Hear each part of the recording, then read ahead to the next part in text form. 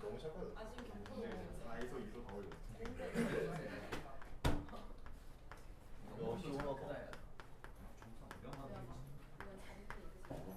근데 2번 설명하려면 리치의 규칙 써야 되는 거지. 근데 저번 프린트가 뭐예요? 너희는 어떻게 했어? 자 봅시다. 왜? 방금 줬잖아요. 방금 거예요. 네, 방금 준 거. 저 위치 좀 알려줘요. 4번. 우선 4번이 뭐였죠? 빨간색을 넘겼을 때 4번. 자, 원래 표현은 포토 일렉트론 스펙트로스코피거든요. 그래서 이제 우리말 번역은 이 부분이 이제 빛을 뜻하는 거고요. 일렉트론은 전자겠죠? 스펙트로스코피는 스펙트로스코피고, 그래서 이제 우리말 번역은 광전자, 분광학 이렇게 이제 표현을 하는 거예요. 그럼 이제 얘는 어떻게 되냐면, 예를 들어서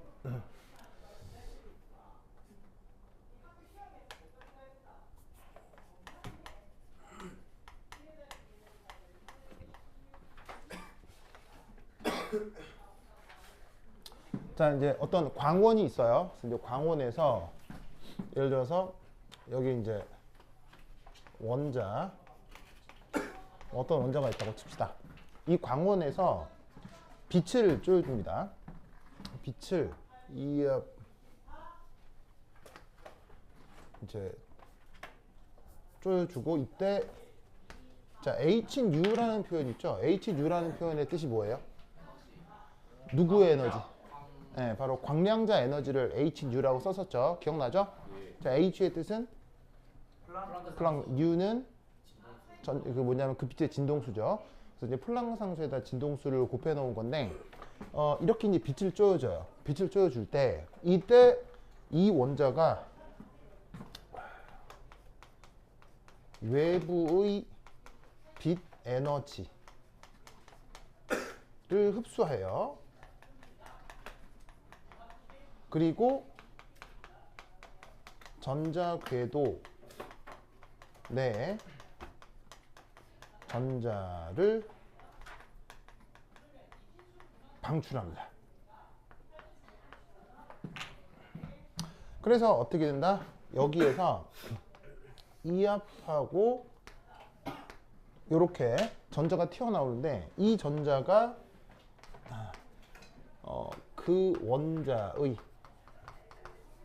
기존 화학 전자였던 거예요. 그 전자가 튀어나온 이것을 얘를 광전자라고 하는 겁니다. 그래서 이것은 그 아인슈타인의 광전자 이론이라고 하는 논리 있죠? 그 아인슈타인의 광전자 이론이라고 하는 논리를 그대로 그냥 차용한 거고, 아인슈타인의 광전자 효과는 그냥 원자가 아니라 보통 금속 고체 결정이에요. 그래서 금속 고체 결정에다가 빛을 쪼아서 전자가 튀어나온 실험을 했었거든요. 그 아인슈타인이. 그거에 영감을 받아 사람들이 그럼 뭐 꼭 고체 결정을 필요 있느냐, 아무 때나 다 쏴보자 한 거예요, 그냥. 그래서 아무 때나 다 쏴보자 해서 첫 번째 원자한테도 쓰고, 그 다음에 이제 이번 시험 범위는 아니지만 다음 시험 범위는 분자기도 함수가 나올 텐데, 분자한테도 막 쏴요. 뭐 아무 때나 다 쏴, 그냥. 뭐 액체한테도 쏘고, 뭐 기체한테 다 쏴봐. 이거 뭐 쐈더니 놀라웠게도 전자들이 다 튀어나오더라. 무슨 말 알겠죠?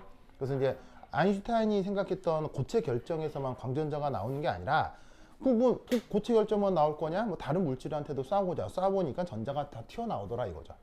그럼 이 튀어나온 전자가 이제 뭔가 정보를 가지고 있겠죠. 그래서 그 정보를 어떻게 해석해야 되는지 한번 생각을 해보자 이런 말이에요. 그래서 이때 이 전자가 어떤 전자였어요? 원자의 그 전자 궤도 내 전자였잖아요. 그 전자 궤도 내에 있었던 전자죠. 그걸 내가 무슨 전자라고 쓴 거예요? 그걸 화학전자라고 쓴 거예요. 그럼 이때 여기서 이 녀석은 바로 원자 내 그 전자 궤도의 정보를 가지고 있겠죠.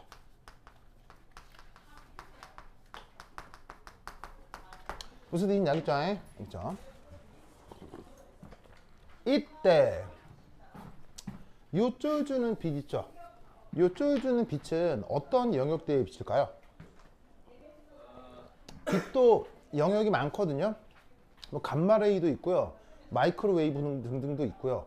뭐 아주 파장대에 따라서 성격도 다르고 에너지도 다른데, 요런 식의 광전자 분광학을 하려면 이 라이트 소스는 사실 반드시 이거여야 합니다. 다른 건 안 됩니다. 이것 또한 문제로 낼 수 있어요.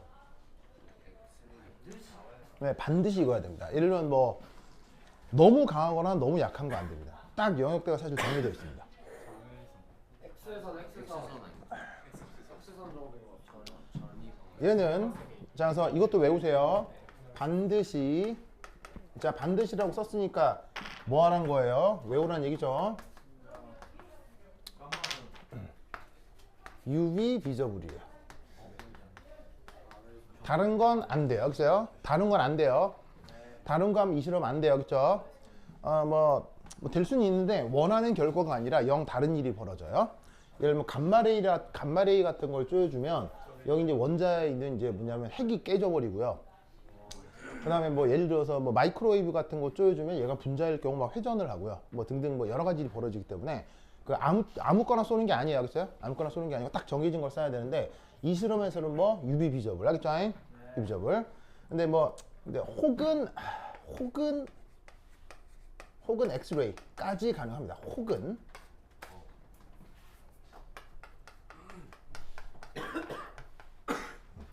혹은 엑스레이까지 가능하다. 엑스레이가 UV 다음이에요. 네, UV보다 더 강력한 에너지입니다. 자, 비저블은 우리말로 볼 수 있는 맞죠? 그래서 이제 빛 영역대에서는 가시광선을 뜻하고, UV는 자외선이죠. 얼트라 바이올렛, 알겠죠? 자외선 영역이고요. 그 다음에 혹은 엑스레이까지 가능은 합니다. 자, 그래서 어떻게 진행되는 녀석인지 알겠죠? 그렇죠? 자, 그러면 이때 여기서 이제 어떻게 되느냐? 광전자 분광학의 이제 우선 구동 방식을 살펴보았다면, 두 번째는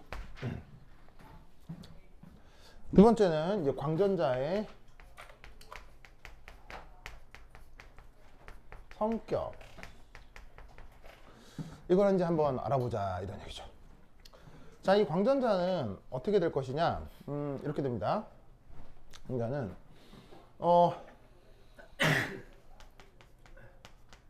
원자핵에 아주 강하게 속박되어 있을수록,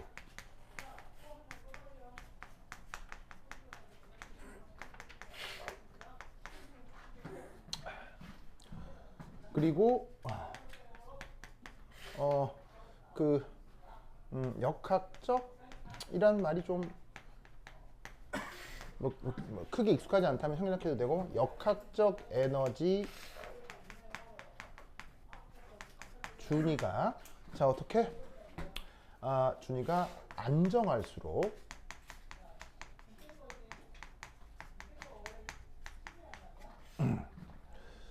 자, 안정할수록 어떻게 될 거냐면 바로 안정할수록 튀어나오는 방출될 때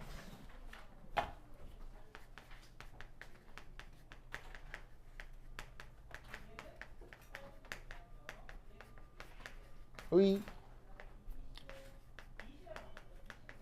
운동 에너지가 뭐 할까요?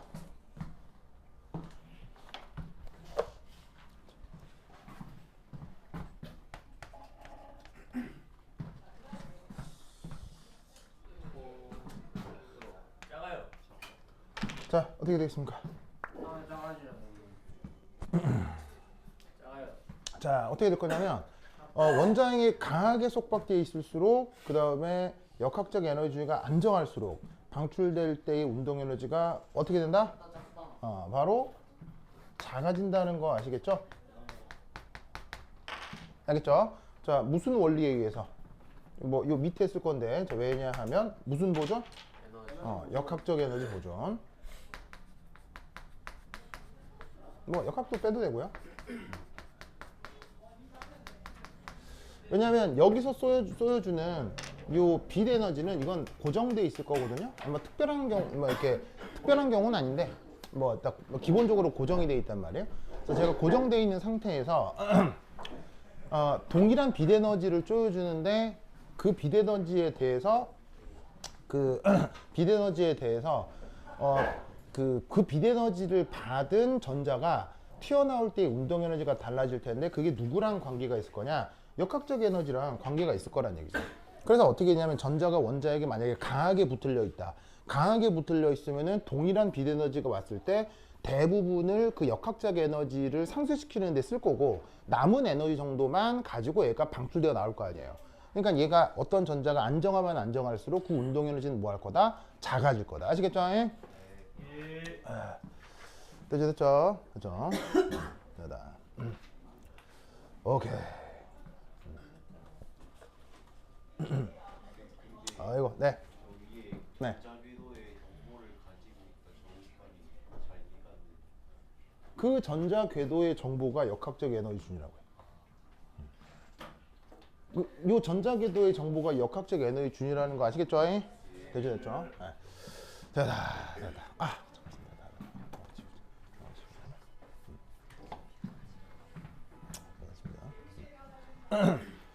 자, 그래서 이제 요 얘기 아시겠죠? 아시겠죠? 자, 그래서 이제 혹은 역으로 이렇게 생각할 수도 있겠네요.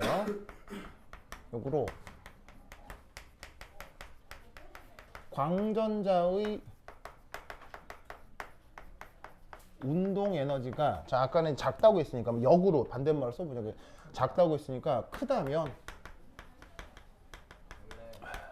그 전자의 원래 궤도는 더 고에너지 상태. 이렇게 생각을 해볼 수 있다 이런 말이죠. 무슨 말 나겠죠? 됐습니까? 네. 뭐?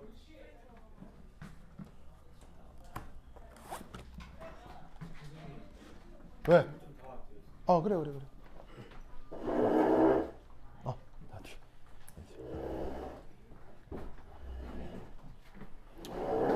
자, 요거 이해하셨죠? 이해됐죠? 네. 그래서 이때 이제 이렇게 됐고. 자, 됐고요. 자, 그 다음 이제 어떻게 되냐면 3 스펙트럼 에서 Y축 좌표의 의미는 해당 에너지 준위의 전자 개수를 의미합니다. 해당 픽의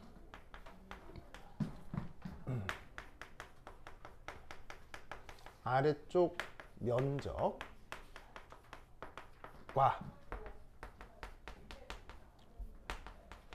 해당 오비탈 전자 개수가 동일합니다.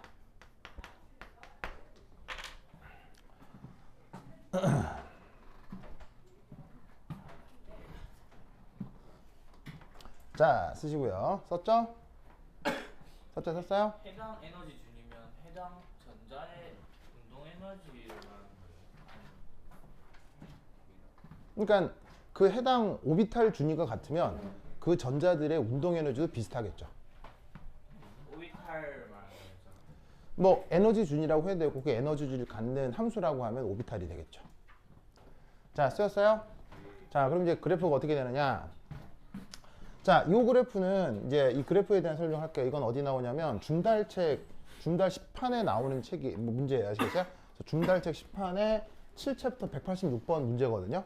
그거를 이제 여러분 학교 선생님이 그냥 그대로 따다가 이렇게 이제 문제로 만든 거라고요. 알겠죠? 됐습니까? 네. 됐죠? 자, 이제 그럼 이 그래프의 의미가 이제 뭔지 살펴봐야 되겠죠? 되겠죠?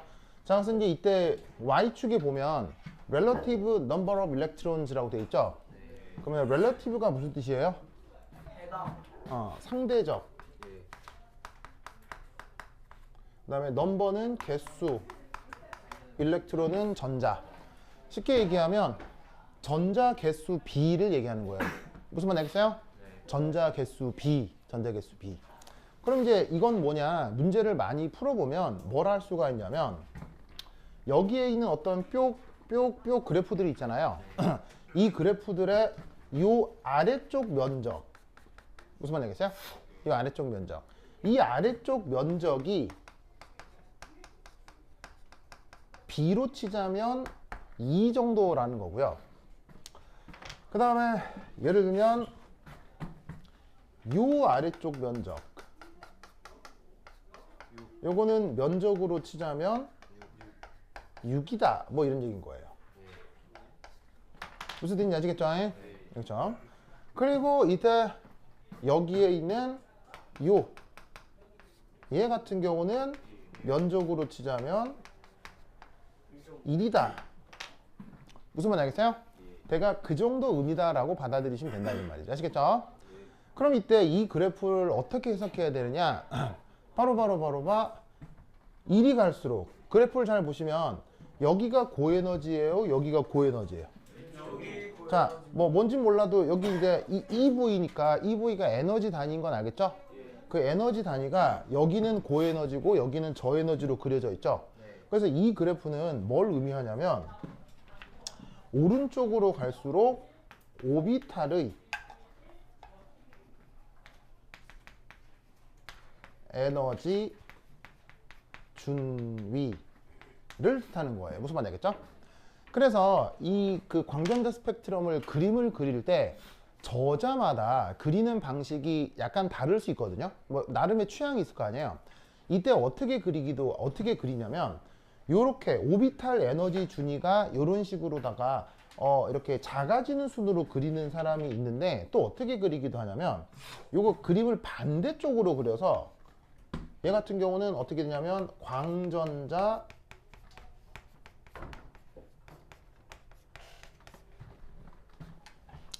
뭐 이렇게 하자 다시. 그래서 이 그림을 이제 이렇게 그릴 때 X축을 오비탈 에너지 준이라고 이제 그리는 사람도 있는데 얘를 이제 어떻게 그리기도 하냐면 요리 갈수록 광전자 운동 에너지가 증가한다. 이렇게 그래프를 그리는 사람도 있다 이런 말이에요. 무슨 말인지 알겠어요? 그래서 어떻게 그리냐면 지금은 이제 여기를 고에너지, 여기를 저에너지 이렇게 그렸잖아요. 여기가 고에너지, 저에너지여서 이제 오비탈 에너지 준 이게 그림 그러니까 이렇게 하자. 이렇게 지우고 이렇게. 그래서 요렇게 갈수록 오비탈 에너지 준위가 증가한다. 요렇게 이제 쓰는 사람도 있는데 반면 거꾸로 그려서 1이 갈수록 광전자 운동 에너지가 커진다 이렇게 생각할 수도 있다 이런 말이에요. 무슨 말인지 알겠죠? 그래서 이제 그림을 뭐 이렇게 그리기도 하고 거꾸로 그리기도 하고 뭐 취향에 따라 달리 그린다 이런 말이지. 무슨 뜻인지 아시겠죠? 그렇죠? 그러면 이제 이 문제 풀이를 좀 해보면 자 그럼 이제 여기 이제 다 지울게요. 지운다. 지울게요. 으쌰. 그래 할게요. 쓱쓱쓱쓱. 좋아. 지우자. 자, 그럼 두 번째 이 스펙트럼의 해석.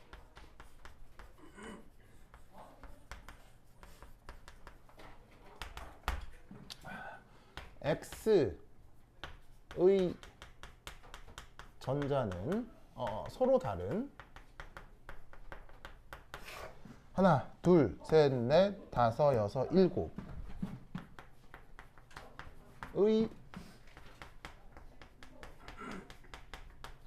에너지 준위 혹은 오비탈들이 나타남을 알 수 있습니다. 이해하셨죠? 됐어요? 됐어요? 자, 그럼 이때 여기서 그게 이제 7개니까 순서대로 써보면 1S, 2S, 2P, 3S, 3P, 3D, 4S 이렇게 쭉 써볼 수 있잖아요. 그렇죠? 쭉 써볼 수 있잖아요. 그래서 지금 총 몇 개를 쓴 거냐면 하나, 둘, 셋, 넷, 다여, 일곱. 알겠죠? 하나, 둘, 셋, 넷, 다여, 일곱. 이렇게 써볼 수 있다 이런 말이죠. 그럼 이때 여기서 두 번째 이 그러면 나타나는 총 전자 개수. 자, 그 총 전자 개수는 다른 말로 얘기했을 때 그래프 아래쪽 총 면적을 의미하는 걸 거란 말이에요. 그럼 이제 어떻게 될 거냐? 요거는 면적 2에 해당하는 거라고 했죠? 그러면 당연히 요것도 면적 2, 얘도 면적 2, 면적 6, 면적 1, 면적 2. 무슨 말 알겠죠? 그럼 다 더하면 몇 개예요? 다 더하면 21이다 라는 걸 알 수 있죠? 그 더하기를 못하면 대학에서 안 뽑아줘. 알겠죠? 더하기 잘해야죠. 뭐라고요? 릴레티브가 아니고요. 렐러티브. 시작. 내가 몰라도 빠져. 뭐 해봐요. 렐러티브. 시작. 그렇죠. 잘했어. 그래. 저거 몰라도 빠지잖아. 아니 더하기 못하면 안 뽑아준다고. 더하기를 못하면. 영어 몰라도. 영어도 사실 알긴 알아야죠. 알아야 되는데 뭐 사실 뭐 렐러티브를 모른다. 대학에 안 뽑힐 것 같아요.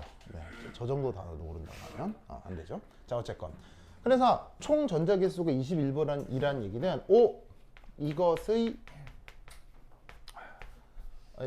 원자 번호가 몇 번이라는 거예요? 21번. 원자 번호가 21번이구나. 원자 번호 21번 누구를 얘기하는 거예요? 바로 스캔듐이죠? 스캔듐 기억나요? 자, 그러면 얘 전자 배치를 한번 써볼게요. 전자 배치. 자, 1s2 그죠? 2s2 EP6 3s2 3p6 3d1 4s2 됐죠? 그래서 이때 전자 배치를 이렇게 쓰는 건 뭘 의미하는 거냐면 이렇게 왼쪽으로 갈수록 더 안정. 아시겠죠? 그 다음에 오른쪽으로 갈수록 더 불안. 아시겠죠? 이걸 표현하고 있다 이런 말이에요. 아시겠죠? 그럼 이 그래프 같은 경우도 어떻게 되냐면 그 오른쪽으로 갈수록 오비탈 에너지 주기가 더더욱 에너지 주기가 증가, 에너지 주기가 증가가 아니고 안정. 자, 그래서 왼쪽으로 갈수록 오비탈 준위가 안정해지는 거고 오른쪽으로 갈수록 오비탈 에너지 준위가 불안정해지는 거죠. 그럼 이때 제일 안정한 오비탈이 누구라는 얘기예요? 제일 안정한 게 바로 여기에 있는 기억이 바로 1s2 전자 배치에 있는 전자의 광전자 효과를 나타내는 거고요. 가장 불안한 게 누구예요? 가장 불안한 게 COC잖아요. 이게 바로 4s2가 된다 이런 얘기죠. 무슨 말 알겠어요? 그래서 그래프 준위상 어떻게 되는 거예요? 실제 실험 데이터상 3D가 더 안정해요? 4S가 더 안정해요? 3D가 더 안정하고 4S가 불리하다 이런 얘기죠. 무슨 뜻인지 아시겠죠? 그래서 그걸 보여주고 있는 실험 데이터예요. 알겠죠? 그래서 실제 실험을 하면 이렇게 3D 전자가 먼저 튀어나오고 3D 전자가 조금 더 안정하게 계산이 되고 4S2가 더 불안하게 계산이 된다 이런 뜻이죠. 무슨 말인지 알겠죠? 그래서 여기서 알 수 있는 사실은 뭐냐면 3D1에 전자 배치되는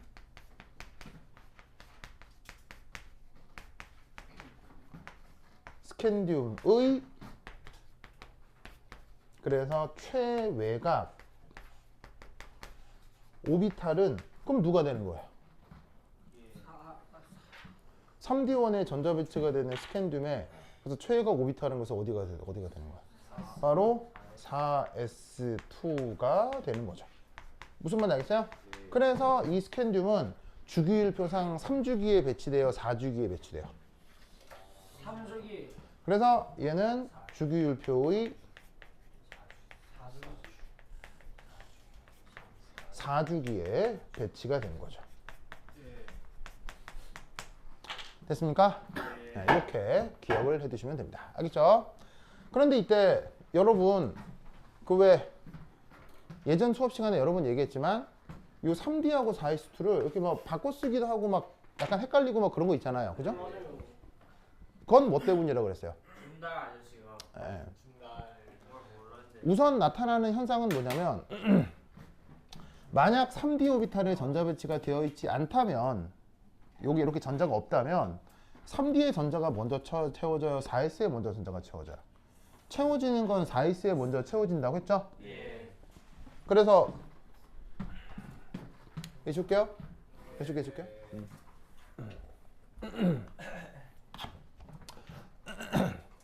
그래서 그 참고할 게 그 뭐냐면 이제 18번 R0 같은 경우는 1S2, 2S2, 2P6, 3S2, 3P6 한 다음에 19번 포타슘에서 전자 배치가 4S1이 되죠? 예. 뭐가 아니라 3D1이 아니라. 알겠죠? 기억나요? 그래서 이렇게 되는 이유는 3D 오비탈이 아니라 4S에 채워질 때 전자가 더 안정해진다고 했어요. 네. 이유는 4S가 가지고 있는 무슨 효과 때문에? 침투. 침투 효과 때문에. 아시겠죠? 그래서 침투 효과 때문에 4S에 먼저 채워지긴 하는데 그런데 3D의 전자가 채워지고 나면 4S는 더 이상 안정해, 더 이상 불안정해요. 더 이상 불안정하기 때문에 3D 다음에 에너지 준위가 나타나는 거예요. 실제 실험 결과도 그렇고요. 무슨 말인지 알겠죠? 그래서 중달이 자기 책에 나와 있는 연습 문제에도 데이터를 이렇게 수록하면서 자기 책에는 이 3D하고 4S를 바꿔서 쓰고 있다 이런 말이에요. 무슨 말인지 알겠어요? 무슨 말인지 알겠죠? 그래서 이 중달이라는 사람은 되게 실력이 없는 사람이에요. 되게 실력이 보면 잘 몰라요. 되게 몰라요. 뭐라고요? 돌아가셨냐고? 이분 돌아가셨어요? 돌아가셨을 거예요. 아, 돌아가셨어요? 아, 예, 워낙 할아버지시니까. 예. 고인을 모독하는 게 아니고요. 고인의 업적이 문제가 있다는 거예요. 실력이 없다. 예, 고인의 업적이 틀렸다는 거예요. 알겠죠? 네. 그럼 이제 좀 헷갈리는데 네. 그림에서 3D가 그럼 더 안정한 아닌데 네. 4S가 상에 먼저 채워지잖아요. 네. 그러면은 저게 왜 여기서 더 안정한지 그래서 어떻게 되냐면 3D에 채워질 때 4S가 불안정해지는 이유는 3D 전자가 뭐가 생긴다고 했어요? 가림 효과가 생긴다고 했죠? 가림 효과가 생겨서 4S의 침투 효과가 없어진다고요. 그래서 4S가 불안정해진다라고 한 20번 얘기했을걸요? 20번까지 안 해가지고. 가장. 자, 어쨌건. 자, 그러면 네. 지금 이미 3D가 채워지면 4S가 불안정한 상황이잖아요. 네. 근데 그럼 왜 스칸디움은 왜 불안정한 4S에 아, 진짜 생각을 하고 지금. 3D1 4S2가 결론적으로 더 안정한 전자 배치이기 때문이에요. 결론적으로 예, 이게 최종적으로 더 안정하기 때문이에요. 그러니까 얘가 더 안정해지고 얘가 조금 더 불안정해지는 게 전체 역학적 에너지는 더 안정해지는 방식이기 때문이에요. 그래서 그래요. 왜냐하면 4S가 핵에 더 가까워요? 3D가 핵에 더 가까워요? 3D가 핵에 더 가깝죠. 3D가 핵에 더 가깝기 때문에 핵에 더 가까운 3D 전자가 더 안정해지는 게 전체적으로는 더 안정해지는 길이에요. 근데 3D의 전자가 없을 때는 4S가 3D보다 더 가까이 올 수 있거든요. 그러니까 4S의 전자가 채워지면 더 안정한 거고 3D가 0일 때는 근데 3D의 전자가 채워지면 4S는 더 이상 그 안정성을 잃게 돼요. 그래서 이 전자 배치가 결론적으로 나타나는 자연계의 안정한 전자 배치가 되는 거죠. 됐죠? 4S1은 왜 아니에요? 네, 뭐라고? 3D2 4S1 이미 그 4S2 전자 배치가 된 상태에서 요 3D1의 전자가 채워지는 순간 얘가 뭐냐면은 그 부분에 그러니까 예를 들면 이제 방금 얘기한 건 뭐 이거겠죠. 3D1 4S2에서 3D2 4S1 이건 왜 안 되느냐라고 이제 물었잖아요. 그럼 이제 이거예요. 그러니까 예를 들면은 4S2에서 3D가 이제 비워져 있는 경우 이제 외부 전자가 이제 여기 뿅 채워질 거 아니에요, 그렇죠? 네. 뿅 채워진 다음에 3D1, 4S2 이렇게 된 상태에서 이렇게 되는 건 어떠냐 뭐 이런 거잖아요. 네. 근데 이게 왜 안 되냐면 이게 이제 이건 이게 불가능해요. 불가능한 이유는 여기 이제 가운동량 보존을 위배해서 그래요. 시험 네. 나올 거 아니에요? 그러니까 당연히 절대 안 나오죠. 안 나오니까. 그래서 여기서 이게 안 되는 이유는 가운동량 보존이 안 돼서 그래요. 이유는 그 L 이름이 뭐예요? L 이름이? L 이름이 각 운동량 양자수죠. 그래서 이 L이라고 하는 게 왜 이름이 각운동량 양자수냐면 전자에 채워진 전자의 각운동량을 알게 해주는 양자수라서 이름이 각운동량 양자수예요. 무슨 말이겠죠? 그럼 이때 d오비탈은 각운동량 양자수가 뭐예요? 2죠. s오비탈은 각운동량 양자수가 뭐예요? 0이죠. 그러면 S에 있던 게 D로 들어가려면 각운동량 2가 차이가 나죠. 그럼 각운동량 2를 누군가 얻거나 누군가 잃어줘야 되는데 지금 그렇게 해줄 상대 물질이 없다는 얘기예요. 상대 물질이 존재하지 않기 때문에 이 안에서는 얘가 이렇게 가버리면 각운동량 2가 갑자기 생기거나 사라져 버리는 거니까 전 우주의 각운동량 보존을 만족하지 않죠. 그래서 전자배치가 이런 식의 전자전이는 안 돼요. 3D와 4S. 에너지 주면 가는 거지. 무슨 말이겠어요? 에너지 주는 거. 에너지가 아니라 누군가가 각운동량을 희생해야 돼요. 근데 누군가가 각운동량을 희생하려면 방법은 누구밖에 없냐면 빛밖에 없어요. 빛의 각운동량이 1이거든요. 그럼 빛의 각운동량이 1이라면 어떻게 돼야 되느냐? 왜냐하면 전자전이를 하려고 하면 전자의 역학적 에너지 순위가 변해야 되죠. 그럼 전자의 역학적 에너지를 변화시킬 수 있는 유일한 녀석은 빛밖에 없어요. 근데 빛은 각운동량이 1이거든요. 그럼 빛의 각운동량이 1이면 빛 알갱이가 몇 개 공급돼야 되는 거예요? 2개 공급돼야 되는 거예요. 그럼 2개 공급되면 얘가 이렇게 될 수 있거든요. 그럼 여기서 또 하나의 문제. 빛은 전달되면서 흡수되면서 각운동량만 전달되는 게 아니라 에너지도 동시에 전달이 되죠. 그럼 어떻게 되냐면 얘가 이렇게 가는 게 아니라 이 상태에서 에너지를 또 받아서 다른 형태로 어떻게든 전자전이가 돼야 되는 거예요. 그럼 그건 더 이상 안정한 전자배치가 아닌 거죠. 그래서 이게 가장 안정한 전자배치예요. 근데 이런 걸 준다는 몰라요. 이런 사실 모르기 때문에 이상하게 써둔 거고 당연히 여러분 학교 선생님들 잘 모르죠. 모르니까 그냥 이렇게 하는 거예요. 무슨 말이겠죠? 그래서 지금 막 각운동량 어쩌고 저쩌고 얘기하니까 좀 불편하잖아요. 그래서 이제 나온 게 리치 다이어그램이에요. 뭐 리치 법칙이라고 하는 게 있는데 이번 시험 했어요? 했어요? 했어요? 있어요? 네. 그래서 그 리치 다이어그램이라고 하는 게 뭐냐면 리치 다이어그램은 옳은 이론이 아니에요. 리치 다이어그램은 옳은 이론이 아니기 때문에 전 세계 화학책 어디서도 설명하지 않아요. 그래서 사실 내가 리치 다이어그램이라는 얘기를 어디서 처음 들었냐면 여러분 학교 수업하면서 처음 들었어요. 왜냐하면 서울대 화학과에서 이런 거 안 가르쳐요. 알겠어요? 안 가르치고 그다음에 그 어떤 학교에서도 리치 다이어그램 얘기를 안 하거든요. 창원에서도 안 해요. 그래서 나는 사실은 이 나이 먹도록 리치 다이어그램을 한 번도 들어본 적이 없어요. 그래서 여러분 선배 중에 누군가 리치 다이어그램 묻길래 모르겠어요 그랬거든요. 그래서 찾아봤더니 야매여서 아무도 안 가르쳐요. 자연과학대에서는. 어디만 살짝 가르치는 거다? 화학교육과에서만 살짝 가르치는 거라고 했죠. 리치 다이어그램을 쓰는 이유는 각운동량 보존을 언급하지 않아도 되기 때문이에요. 무슨 말인지 알겠어요? 각운동량 보존을 언급하지 않고 전자배치를 암기시킬 수 있는 테크닉이라서 그걸 가리키는 거지 리치 다이어그램이 옳은 건 아니에요. 무슨 말인지 알겠어요?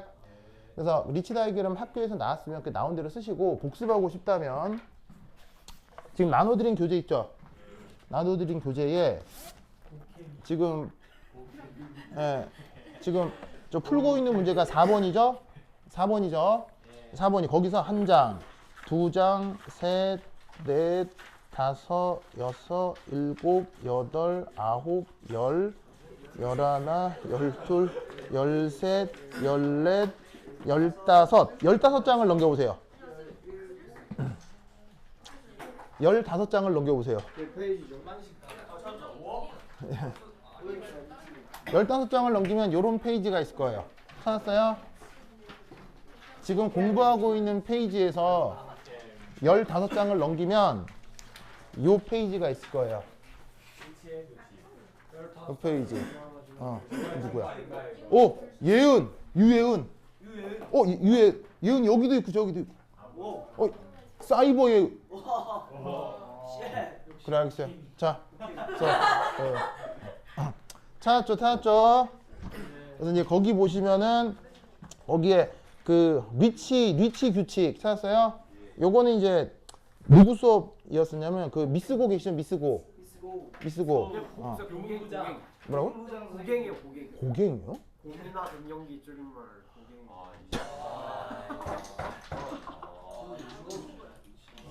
고갱. 그 고민한 선생님 나보다 6살이나 어린데 갱년기라고 하시면 좀 그렇죠. 말이 안 되는 거 아니야?